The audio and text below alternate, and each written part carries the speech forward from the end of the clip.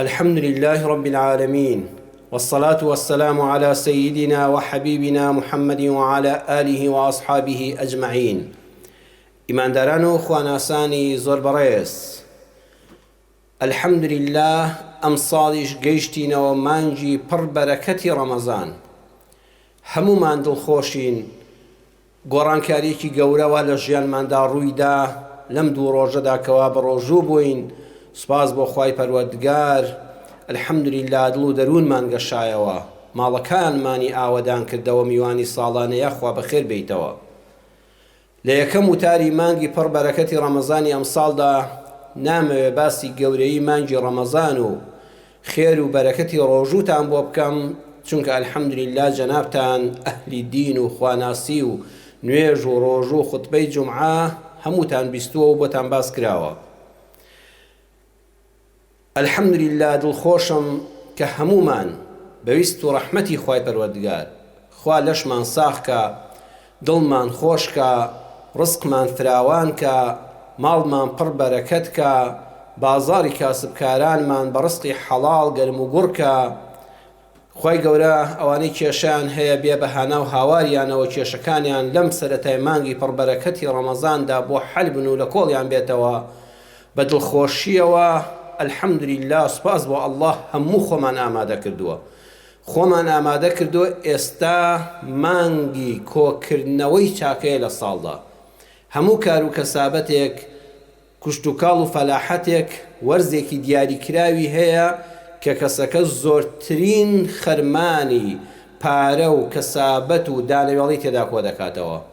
مانگی ڕەمەزانیش لە بواری دینداری و خواناسیدا وەرز و خەرمانی کۆکردنەوەی چاکەی زۆرە. هەموو عیبادەتەکان بە ئاسانی دێنە بەردەست و بەکاری بە کۆمەڵ بەیەکەوە ئینشاءالله ئەنجامیان دەدەین. وەختی کۆکردنەوەی خێر و بەرەکەتی نوێژی سونەتی زۆرە. کەسانێک هەن وەکو پێویست ناتوانن نوێژە سونەتەکان بکەن یان تەمەڵی تێدا دەکەن.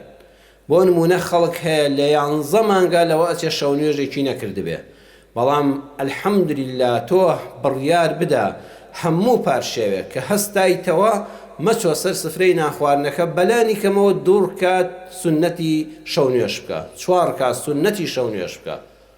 لێ بوویتەوە هێشتا بانگی نەداوە دوور کات سونەتی تری شەو نوێژ بکە، کەواتە تۆ بووی بە ئەهلی شەو نوێژی ئەو ساڵە الحەمدولله. هەروەها نوێژی تەراویح تاقەتت نەبووە، بۆت نەکراوە، لە یادت کردووە دوور کات سونەتی پێش نوێژەکە و دوای نوێژەکە بکەی. ئێستا سپاس بۆ خوای گەورە چەند بەلەشێکی خۆشەوە بە کۆمەڵ لە مزگەوتە لەگەڵ ئیمامێکی دەنگخۆشە نوێژی تەراویح دەکەی، هەر هەستی پێ ناکەی ئەو هەموو نوێژە سونەتەت لە مانگێکا بۆ کۆبووەتەوە.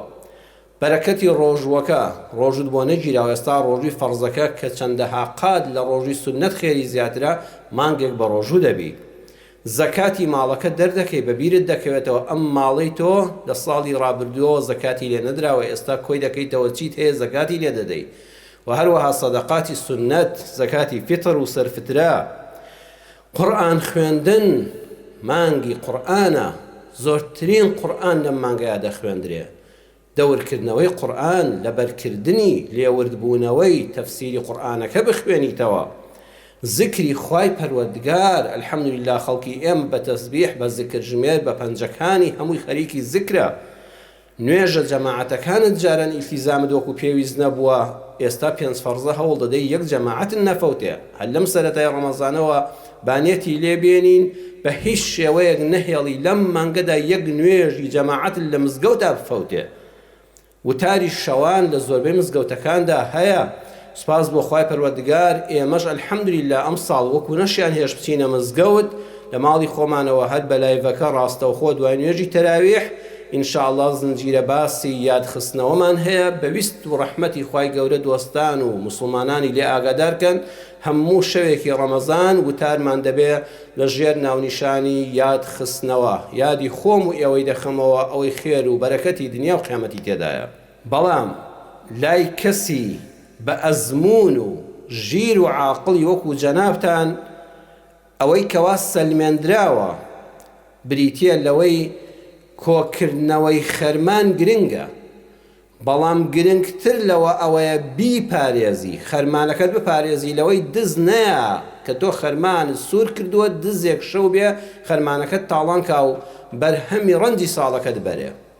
گرنگتر لە کۆکردنەوەی خەرمانەکە ئەوەیە ڕەحمی خوال لەگەڵا بێ و چاوت کراوە بێ و بیپارێزی لە سووتان بۆ ئەوەی ڕەنج بە خەسار نەبی، نەبێ بە خۆڵەمێش. بۆیە لە ڕۆژووی ڕەمەزانیشدا هەموومان دەبینین بە وردی چاودێری خۆمان دەکەین لە دووشت. لە کاتی پارشێودا ئەوە تا هەموومان چاودێری دەکەین کە دواز لە خواردن بێنین هێشتا بانگی نەدابێ.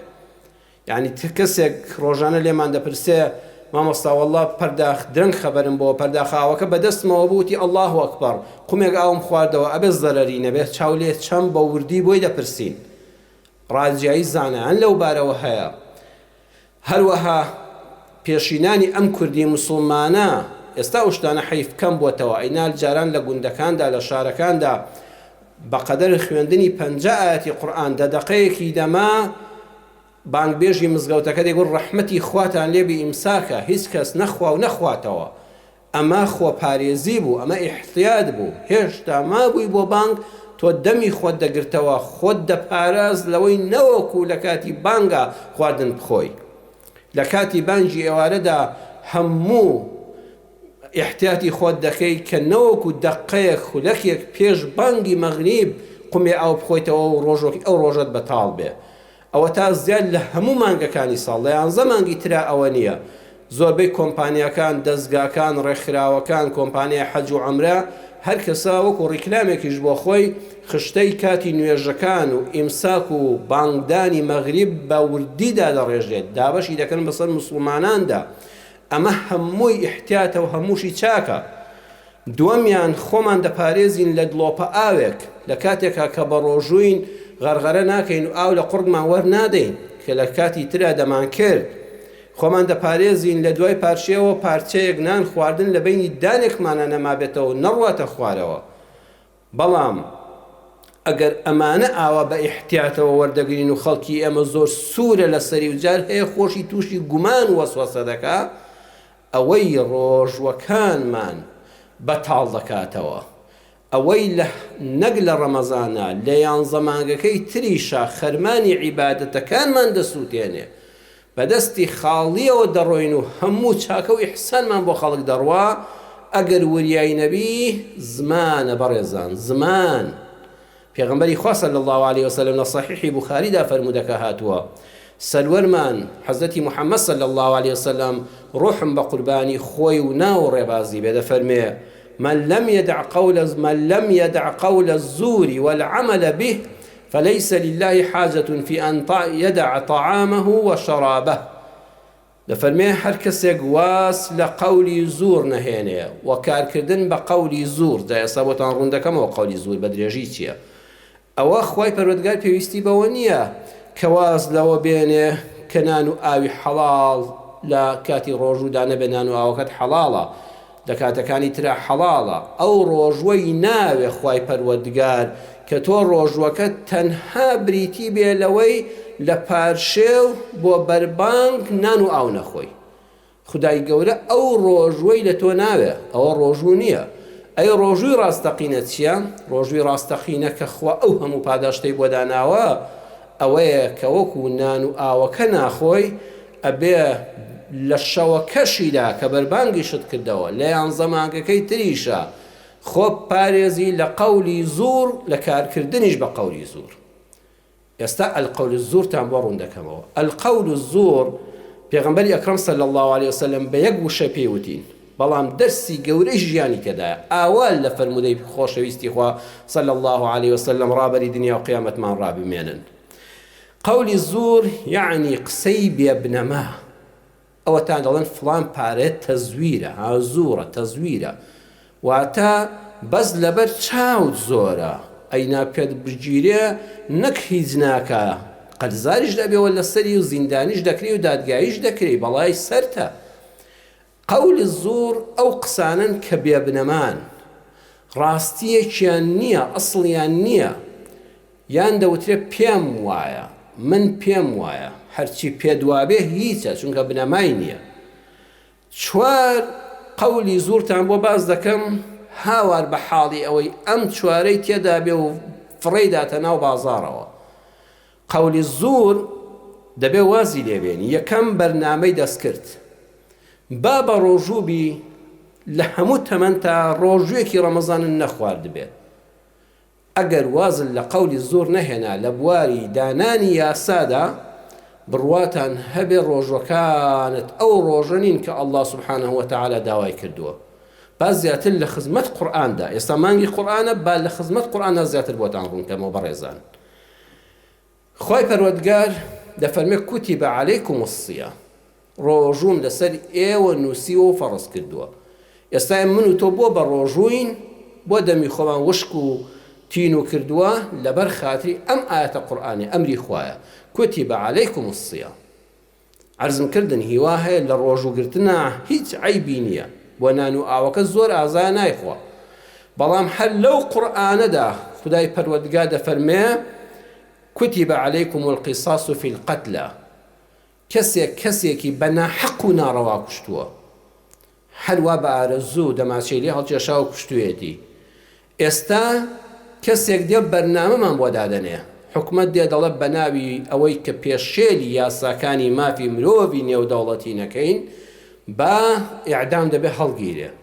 ئەم کەسە حاکم 3 جار حکمی بەسەرا دەدا بە لە 3 دارەدان، 2-3 جاریکە تاوانەکانی ئەوەندە زۆرن بە سجنی هەتایی بە گرتوخانت لە گرتوخانە بمێنێتەوە هەتا ئەمە تا دەمرێ. ئەمە حکومەت ساڵانە ئەو هەموو مەسرەفە لەم کەسە پیاوکوژە دەکا. بەداخەوە هەیە بەدام پێدانانی خۆی زانای ئاینی شەهید کردووە. ئێستا لە هەرێمی کوردستاندا حکمی ئیعدامەکەی هەیە کەچی لە زینداندا دڵخۆشیە دەنەوە و خوێندنی دکتۆراشی پێتاوا دەکەن. حکومەت پارەی لێ سەرف دەکا، خوێندنی بۆ ئاسان دەکا، لە ناو زینداندا دەبێتە خوێندکاری دکتۆرا و دکتۆرا دەخوێنێ و شادەکە وەردەگرێت. ئەمە گاڵتەکردنە بە ئاەتەکانی خوا نەعوذ بالله.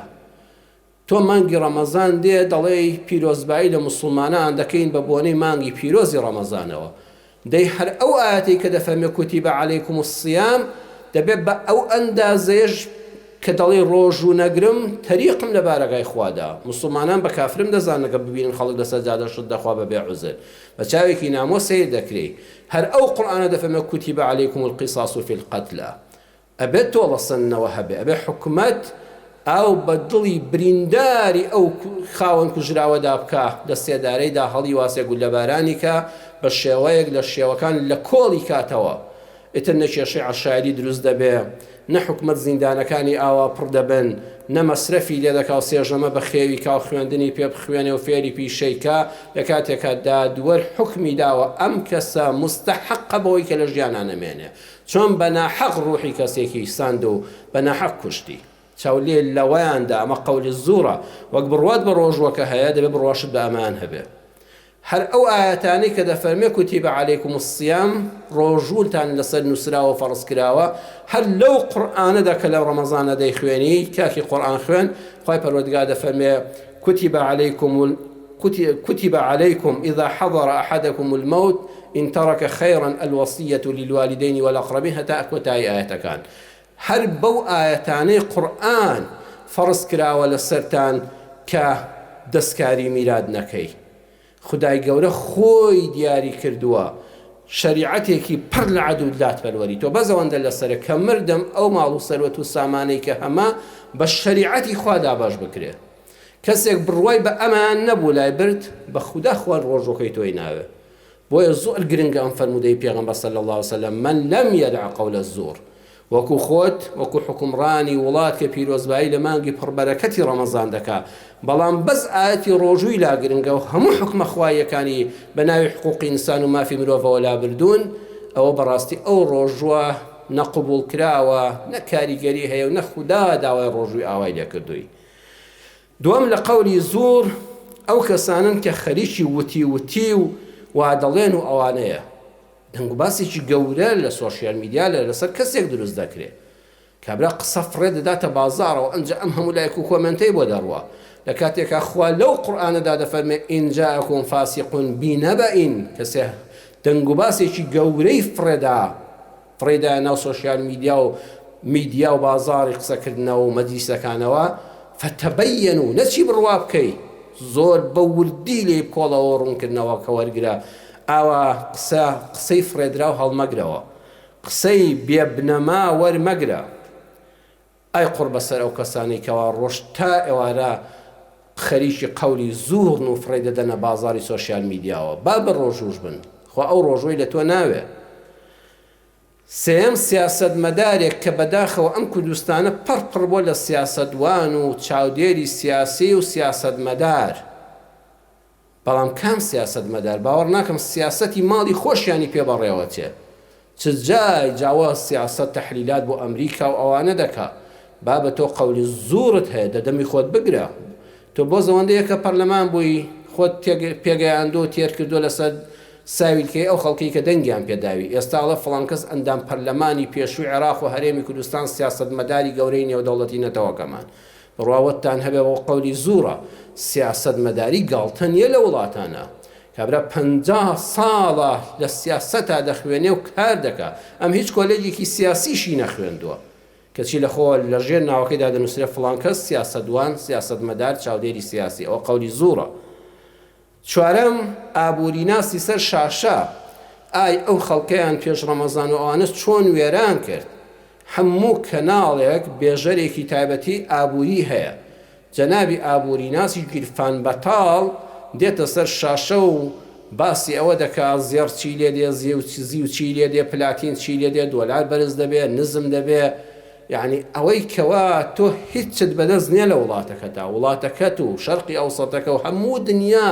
پەیوەستە بە یەک لێدوانی سەرۆکی ئەمریکاوە هەر یەک دێڕێک لە سۆشیال میدیاکەی خۆیدا بنووسێ تەواوی ئابووری جیهان گۆڕانکاری بەسەرا دێ ئەم لێرە وەختی ئەزانی بەهار دێنێتە ئەژنۆ ئەو عالەمەش نەزانانە بە شوێنی دەکەوێت ئەمەش بەڕاستی قەولی زوورە دەمی خۆت بگرە تۆ خۆت گیرفانت بەتاڵە ئەگەر ئەوەندە شارەزای بۆ پارەیەک لەسەر کەناڵێکی بە قوتی ئەو میلەتە بەخێوکراو خۆت و ماڵ و منداڵت ناژێنی خۆت دەوڵەمەند ناکەی ئەچی خۆت ئەو کاسپیانە دەکەیت لە ساڵێکە ئەبی بە ملیارێری دۆلار و زێڕ و زی و بەڵام ئەمانە دەچنە قاڵبی قەولی زۆر بەڵام وەالعەمەلە بیهی ئەوە بۆ من و بۆ تۆیە تۆ دەمی خۆت گرتووە نایاسای غەیری قورئانی دادەنەی بۆ خەڵک نەدوتی وتی و قسە فڕێدەدەیە بازاڕەوە نە سیاسەتمەداری و تەحلیلی سیاسی دەکەی نەباسی ئابووری بۆ خەڵک دەکەی بڵێ بازار چی لێ دێ ئەوانە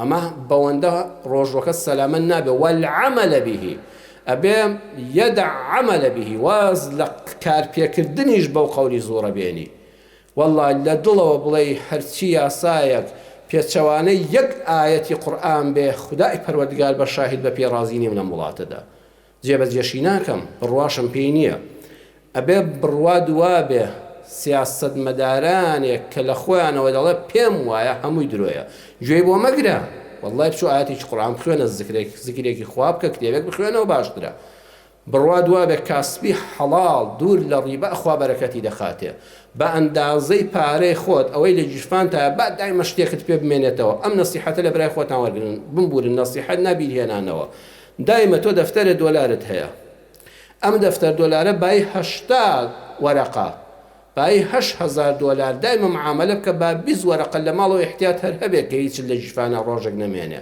ئەگەر هەمووشی بڕوا با قەرزاری خەڵک نەبی معاملەی هەوایی و ڕیبا و هیچ دیار نییە پارەی دا و زێڕی لە دوبەی بۆ دێت هێستا زێر لە قالب نەدراوە ئەم لێرە کڕیوێتی وەرەواز لەوانە بێنە بە کەمێکی حازری بەردەستی خۆت زیاتر لەوەی کە هەتە باش شتێک لە ماڵەوە بمێنێ بە ئەوەندە قەنەعەت ئەگەر ڕۆژی 10,000 دەستکەوێ باشترە لەوەی کە 100,000 دەستکەوێ بەڵام دوای مانگێک ئیفلاس بە هەمووی بکەیت والعمل به واز لە درۆ دەرەسەی خەڵک و پێم وای خەڵک بێنە بۆیە بەڕێزان ڕۆژوو زۆر ئاسانترە بە تایبەتی لەم سەردەمەی ئێستای ئێمەدا کە سەرمایە و ئینسان کە تینووی نەبوو و برسێتی زۆر ئاسانتر خۆی بۆ ڕادەگری ڕۆژووی ئەم ئێستای ئێمە وەرزە زۆر ئاسانترە زۆر ئاسانترە لە گرتنی زمان ئەو زمانەی کە ڕۆژانە قسەی پێ دەکەین و هیچ حسابێکیشی بۆ ناکەین لە کاتێکە ئاەتێکی قورئان هەیە دوو ئاەت لە سوورەتی قاف ئاەتی 17 و 18 دەمان هەژێنە وەکو ئیماندار إذ يتلقى المتلقيان عن اليمين وعن الشمال قعيد ما يلفظ من قول إلا لديه رقيب عتيد. لكاتي بيقيشتني أو دو فريشتاني كوا هاونشين مانن للاي الراست وشب مانوا ما يلفظ سيدي ورديكاني قرآن كان هرچی فرێدە درێ لە زمانتەوە لەفڵەوەی کە فرێدە درێ ئەها کوردەواری قسەیەکی جوانی هێڵە قسە فڕێمەدە کاکە قسە فڕێمەدە لە سەرت دەکەوێت بەخوا بۆ دنیا و قیامەت لە سەرت دەکەوێت ما يلفظ من قول هەر قسەیەک فڕێدەی و لە زمانت دێتە دەرەوە إلا لديه رقيب عتيد إلا چاودێرێکی بەسەرەوەیە ڕەقیب قەڵەم و کتابەکەی حازر کردووە بە دەنگ و ڕەنگ و ڤیدۆشەوە لەسەر سەرتە دەست بەجێ تۆماری دەکا عتید ئەم کامیرایە و ئەم نووسەری دەفتەری ئەعمالت کە فریشتەکانن بەردەوام بە ئاگان کامیری دنیا لەوە چێ خەلەلی تێدا ببێ و ڕەش ببێتەوە ڤیدۆکە ڕەش ببێتەوە لەوە چێ کامێرامانەکە خەوی لێکەوت بێ لەوە چێ کارەبار لە چەند چرکەیەکا ببڕێ بەڵام کامیراکەی خوای پەروەردگار هەر نافەرمێ ڕەقیب چاودێرت بەسەرەوە ئەو چاودێرە عەتیدیشە بەردەوام بە ئاگایە بەنان و چرکە لێت غافڵ نییە وەیە قسە فڕێمەدە ئەوە تا لە دنیادا کاتێک کە دەچێت دایرەیەکەوە ئەچێت دوکانێکەوە ئەچێتی مارکێتێکەوە ئەبینیت نووسراوە ئەم شوێنە لە ژێر چاودێری کامێرادایە تۆ زیاتر حەزەر دەکەی ئەگەر بە ڕێگایەکە دەڕۆی نووسراوە ڕێگاکە لە ژێر چاودێری کامێرادایە ئەتر تۆ بزانە حەزەر دەکەی هەوڵ دەدەی بەردەوام چاول لە جێچەکەیە زیاد نەڕۆی و بە غەرامەیەکی زۆر حکومت غەرامەت نەکا و پاشانیش سەلامەتی خۆت بەو پابەندبوون بە ڕێنماییانەی هاتوچۆوە هەم خۆت سەلامەت دەبی بە ئیزنی خوای گەورە هەم خەڵکیش لە تۆ سەلامەت دەبن و تووشی دەستماچکردن و سوڵحکردنی خەڵکی و قەتڵێکن نایەتە مل بۆ قیامەتت بۆیە ئەم کامیرەی خوای پەروەردگارەش هەمیشە بەسەرمانەوەیە ئەمە ئاەتی قورئانە بە تایبەت بۆ قسە ما يلفظ من قول هەر قسەیەک کە تۆ دەیڵێی لە چاک و خراپ ئامادەکراوە بۆ تۆمار کراوە کەسێک دەڵێ باشە بۆچی خوا تۆماری دەکا خۆ خوای پەروەردگار عیلمی بە هەمووی هەیە پرسیارێکی جوانە خوا لە قورئانە لە سوورەتی ئالی عیمران لە ئاەتی 181 وەڵامی ئەو پرسیاری جەنابەت دەداتەوە خوای پەروەردگار بۆ دوو فریشتەی داناوە بینووسن و هەمووی تۆمارکەن و وێنەی ڕەنگ و دەنگی بگرن خۆخوا خۆی ئاگای لە هەموویەتی ئەرە وەڵڵا لە وتارەکانی پێش ڕەمەزان داوتمان ما تسقط من ورقة إلا يعلمها ئاەتی قورئانە هەرگەڵایەک لە گوڵێک لە درەختێک دەبێتەوە ئیلا ئەخوای پەروەردگار ئاگای لە هەموویەتی ئاگای لە تۆ نییە بەڵێ بەڵام خوا وەڵامی ئەو پرسیاری جەنابەت دەداتەوە لقد سمع الله قول الذين قالوا إن الله فقير ونحن أغنياء سنكتب ما قالوا مانگی قورئانت کاتان لێ دەکەم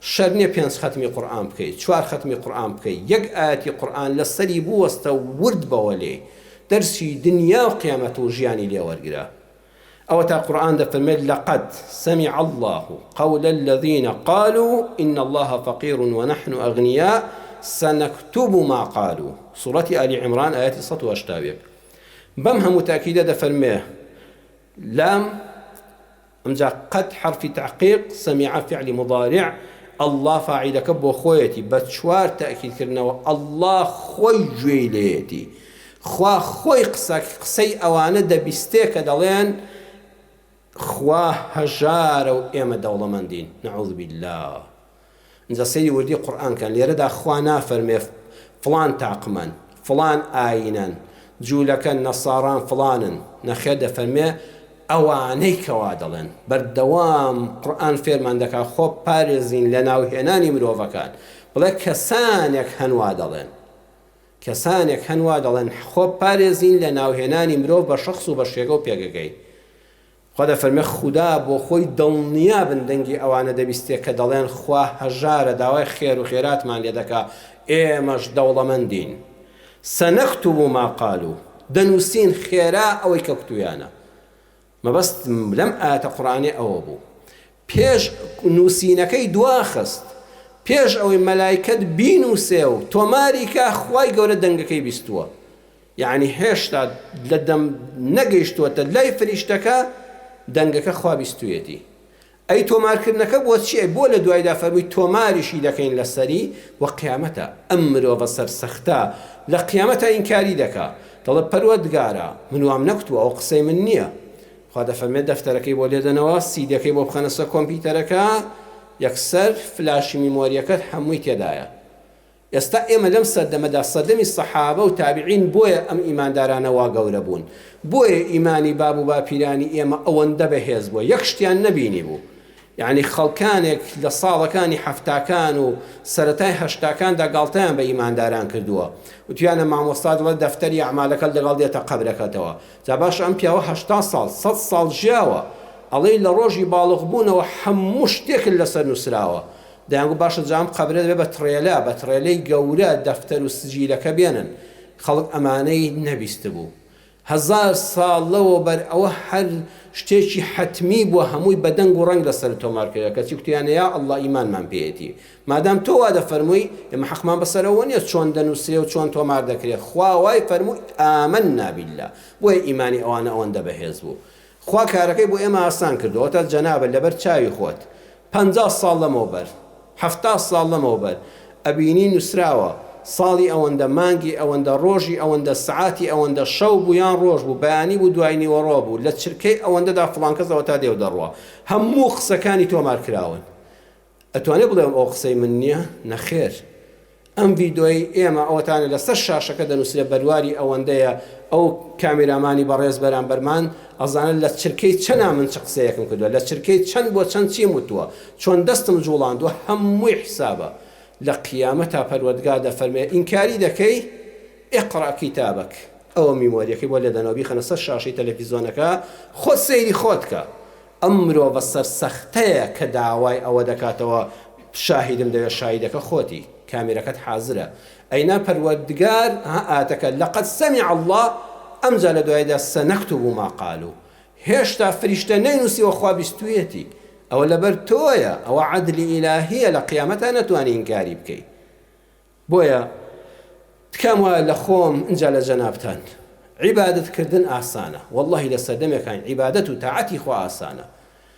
خەرمانەکە ئاسانە کۆکردنەوەی، چۆن جاران بەڕێستان زۆر جارم بۆ باس کردوون، ئەموت هەتا کابرا بە گاجووت و بە گوێ درێژ و بە پاچ و خاکەناس تەنەکەی گەنمی دەچاند، بڕواتان هەمێ مانگێکی پێدەچوو. ئێستا لە چەند سعاتێکە مەشینەیەکی جووتی تازە دێ، هەر هەموو زەویەکەت بۆ دەچێڵێ. جاران بە مز گەنمەکەیان دەچان، ئێستا تراکتۆرەکە لەگەڵ جووتەکە گەنمەکەش دەچێنێ، کودی کیمیایەکەشی پێوە دەکا، دەرمانیشی پێوە دەکا. جاران بەداز بەمان خەڵک پشتی دەچەمایەوە و بەداست دروێنەی دەکرد و دەیهێنایە سەر خەرمانەکە، ئێستا دەڕاستەکە گەنمەکەت بۆ جیا دەکاتەوە، کایەکەشت بۆ دەقوتێ بۆ جیا دەکاتەوە، هەمووی حازر. یعنی فەلاحەتی چەند ئاسان بووە، وەڵڵاهی بۆ عیبادەتیش ئەوایە. بەو خوا ئەم سەردەمە ئێمە ئەوەندە کار ئاسان بووە. قورئان ناخزانی بخوێنەوە، قەڵەم قورئان هەیە، ئەم مۆبایلە بەدەستی هەر هەمووتانەوە هەیە، هەر ئاوا بکە بە هەر زمانێک دەتەوێت، بە هەر قورئان خوێنێک دەتەوێت، بە هەر ئاوازێک و دەنگێکی خۆش دەتەوێت، لەناو مۆبایلەکە تا هەمووی تێدایە. بۆشت دەکاتە کوردی، تەفسیرت بۆ دەکا، هەموو حەدیسەکانی پێغەمبەر صلی الله علیه وسلم لەبەر دەستا هەیە.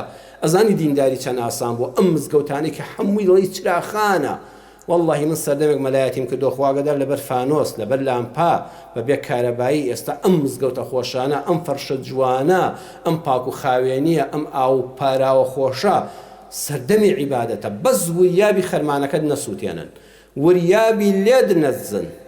لە کۆتاییدا ئاماژە بە 2 دز دەکەم، واللهی وەختی ئەزانی گەیشتوویە جەژنی ڕەمەزان زۆر زوو تێدەپەڕێ، ئەیامەن معدودات، هەر ڕۆژێکی ژمێردراون، ئەوە دەکەی تەواو بوو.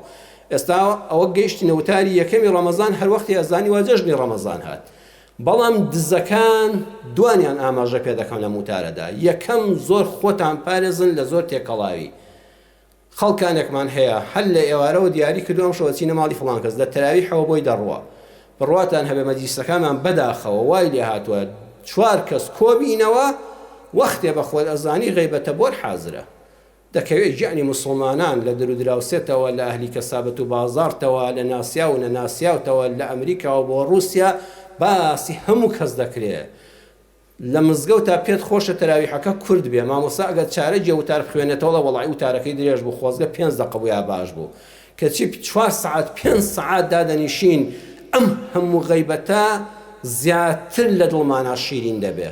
ئەزانی وەختەکە دەچیتەوە ماڵەوە ڕۆژوەکەشت ڕۆی، تەراویحیش ڕۆی، گوێگرتن لە مۆعیزەی مامۆستاژ ڕۆی، قەرزاریش بوویتەوە، ئەم غەیبەتە هەموویشتەوە. بۆیە حتا بۆتان دەکرێت وەڵڵاهی تا بۆت دەکرێت لە 11 مانگەکەی تریشە ئللا پێویستیەکی زۆر زەرور نەبێ بۆ ماوەیەکی دیاریکرا و کاتەکەش کەم بێ بۆ سیلەی ڕەحم سەردانی نەخۆش دڵدانەوەی کەسێک کە کەسێکی ئازیزی لە دەستداوە بە تۆ دڵنەوای دەکرێت غەیری ئەوە تێکەڵاومە بە تێکەڵاومە بە لە ماڵی خۆتا دانیشە بێدەنگ لەگەڵ ماڵ و مناڵی خۆشتا بە ماڵ و مناڵیش لە با لە ماڵی ئێمەدا غەیبەتی خەڵک نەکرێ وەڵڵا خۆبەرەکەت دەخاتە ماڵتەوە تاعەت و عیبادەتەکە لێ نادزرێ. دووەمیان واز بێنن لە فلیمی دۆبلاشکراوی ئامادەکراو بۆ مانگی ڕەمەزان. ئەم هەموو کەناڵە 6 مانگ پێشتر خۆی ئامادە کردووە بۆ فلیمەکانی مانگی ڕەمەزان. ئەم ئەڵقەیە دەڕوا ئەو ئەڵقەیە دێ ئەوە دەڕوا ئەوە دێ اینجا هەمووی ژەهراوی کرا و دۆبلاشکراوی وڵاتان کە بۆمان دێ دەکرێتە سەر ئەم شاشانە و بە 100 ئەڵقە تەواو نابێ ماڵ و منداڵە دوێران دەکا. حلانی کەم وەختی ئەزانی چەند سعاتێک ئەم فلیمە ڕۆیشتۆ لە ئێوارەوە تۆ دانیشتی نە قورئانت خوێن، نە زیکری خوات کرد، نە دوعایەکت کرد، نە لە خوا پاڕایتەوە، نە دوورکە شەو نوێژت کرد، نەقوتت خوای ئەو دوعا و تاعەت و عیبادەتی کە کردومانە ئەم ڕۆژەمان لێ قبوڵکە هەل لە ئێوارەوە لەسەر سفرەکەتەوە بەدیا فلیمەوەی خۆتان لە فلیم پارێزن. ئەمە هەمووی بە بەرنامە دەکرێت بۆ لێدانی ئومەتی محەممەد صلی الله عليه وسلم.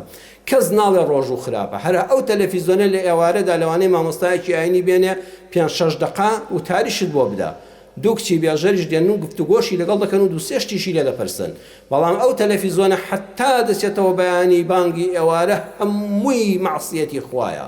دەنگ و باسی درۆ، ئابووری درۆ، هیچ شتێک نەبووە دنیا سوودی هەیە نەبوو قیامەت سوودی هەیە. ئەم هەموو فلیمە لە دەرەوە هێنراوە ئەوەی ناوخۆشمان هەمووی باسی عەرە خواردنەوە و باسی گاڵتە پێکردن و باسی جوێن و وشەی ناشرین کە ئینسان تەریق دەبێتەوە کە گوێشی لێدی خۆتی لێ پارێزە. ئەوە هەمووی ئامادەکراوە.